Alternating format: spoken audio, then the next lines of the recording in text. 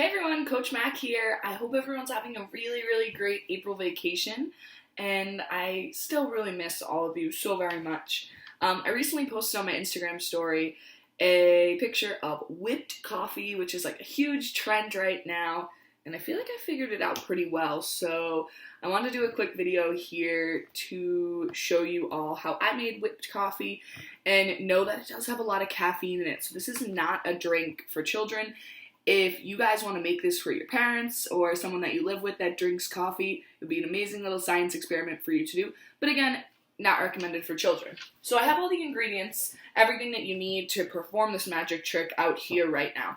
This is the most important part. I tried this with regular coffee grounds because I read all these things saying you could do it. No, it was a disaster. It was just like thick and muddy. It never got that whipped texture of like ice cream or whipped cream.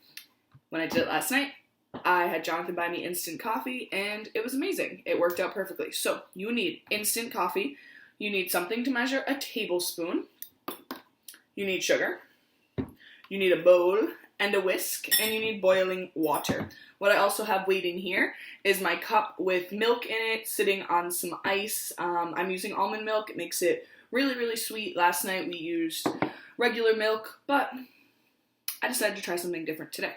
So, to make one serving, it is just 2 tablespoons of everything. 2 tablespoons of boiling or hot water, 2 tablespoons of the instant coffee, and 2 tablespoons of sugar.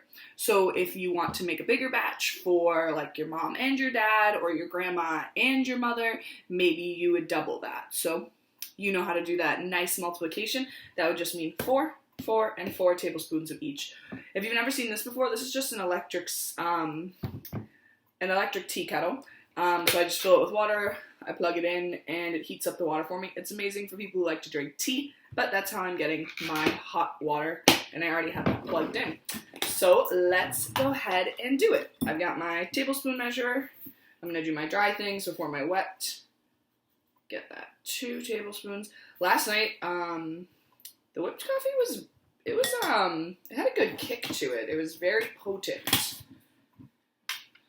So if you don't like coffee, if you're making this for someone who doesn't like coffee, they're probably not going to enjoy this.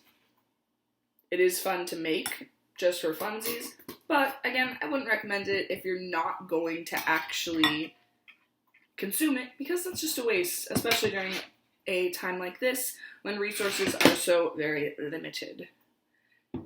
Ooh, that was a little more than a tablespoon. So this is what it looks like right now. Kind of just looks like coffee grounds floating around in my bowl. And I was like, I have no clue how this is going to become whipped. You need a magic whisk to make this happen. Now this is a really hard part. I'm probably going to fast forward through most of this video because I read that it took 5 minutes, and I watched myself on the clock last night and it did take 5 minutes. So I'm just going to start now. I'm starting more of stirring, but with a whisk. It will start to add air to the mixture.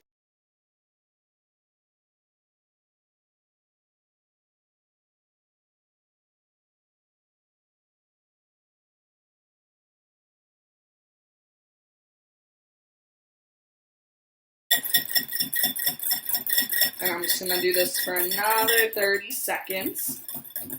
Kind of like a turbo round.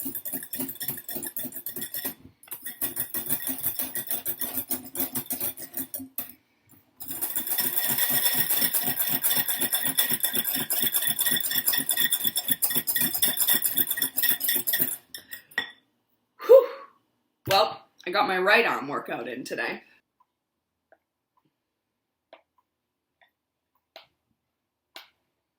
Last night I also chopped mine with whipped cream because you're kind of having it as a dessert. Not something I would recommend for your morning beverage. But here it is. It's sitting right on top of the almond milk that I have in there. If you just drink it like this, you're only going to get the top. And last night I put a straw in it, and we had a big sip, and you just had a big gulp of milk. So I recommend if you put a straw in, go ahead and give it a little spin, and enjoy. Cheers!